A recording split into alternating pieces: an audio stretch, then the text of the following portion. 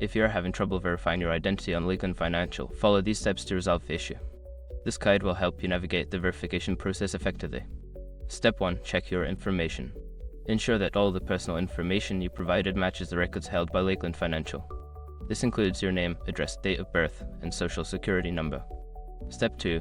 Use alternative verification methods. If the initial verification fails, look for alternative methods offered by Lakeland Financial. This may include answering security questions or providing additional documentation. Step 3. Contact customer support.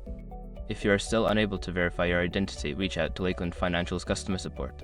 Provide them with details about your situation, and they can guide you through the verification process. Step 4. Submit required documents. Make sure your information is protected first. Most people don't think about breaches until something actually happens to their accounts. Use SROC to monitor your accounts 24/7 and instantly alert you if your information appears in leaked databases online. It constantly checks billions of breach data points in the background.